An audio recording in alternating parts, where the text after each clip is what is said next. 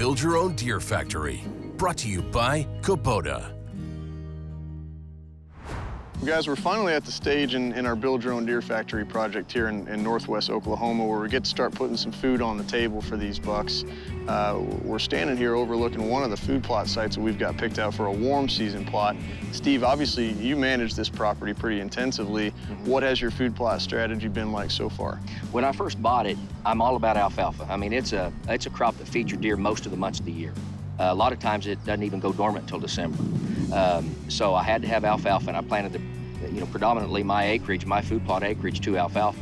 And then I've tried everything else, mainly with lack of success. I've tried milos and different types of sorghums. I've tried different types of peas and just haven't had any luck. Well, and like we've already talked about, climate limitations make it hard on you here in terms of getting plots in the ground. But James, I think we got a pretty good strategy. Yeah, we got a good strategy, and you're absolutely right about alfalfa. If alfalfa would grow everywhere I manage deer, that's the only plant I'd plant. But here, it does well. We're going to plant some soybeans here, and I think, we got a chance to do well, especially if we take some strategies to bank that forage to keep the deer off of it until we're ready for them to eat it. We've got all the equipment here ready to run. Let's go ahead and start turning some dirt. All right, Doc, we've done a lot of talking so far. It's actually time to get to work, get our hands dirty, and run some of this equipment. We're putting in the first of our warm season food plots here in northwest Oklahoma. We got soybeans picked out. This is a dry, arid climate. Food plots can be a challenge here. Food plots are a real challenge here. Fortunately, the majority of their rainfall comes in May and June. So we may get lucky, but we have to accept the fact that there are times when things don't work very well. So in terms of equipment, we've got some really, really good stuff here. Between Kubota and Quick Attach here, this is top-of-the-line stuff. Yep. You look at this food plot planter, which is essentially a 3-in-1 unit, and it is top of the line. Oh, definitely, and this is truly a one-pass planter.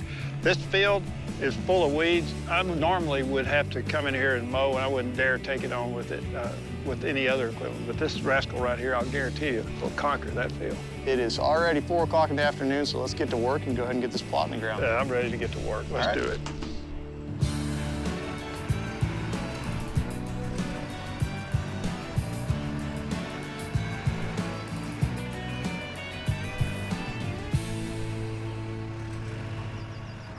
Well, guys, it's been a few months since we put our warm season food plots here in Oklahoma in the ground, and obviously, as evidence behind me, sometimes best laid plans go awry. And in this case, Steve, you guys did a great job maintaining this fence, and it's doing its job. It's fulfilling the purpose. It's keeping the deer out. Problem is what's going on inside the fence, and obviously it's almost entirely weeds at this point. Yeah. We put beans in there to start with, Steve, and you tell me, what did you see? Did they come up all right? Yeah, they did. We had a very timely rain right after you guys left, and they came up great.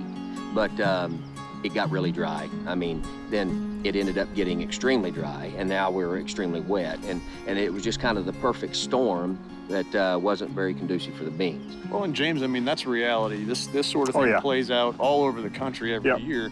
But looking back on it, what could we have done a little bit differently that might have given our beans a better chance of making it? Well, we should have done a little more weed control. This is a brand new site, so expect a seed bank of weeds. And we could have come in and ahead of time hit it with herbicide when they were just beginning to come up. Those dry conditions favored the weeds. But the interesting thing is that, as you said, there's a lot of weeds in there that are great deer foods.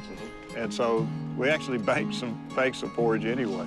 And our procedure normally is to come in the fall and then take the fence down, and then that will hold the deer while we're planting our cool season crops, which is what we're going to do. Yeah. Well, lessons learned, and next year when we put these plots in, we'll do a little bit more weed control, hopefully have some warm season plots that'll bridge the gap. We'll be able to take the fence down, and the deer will have some forage to sustain them until we get our cool season plots established. Yeah. It's a great system. It works.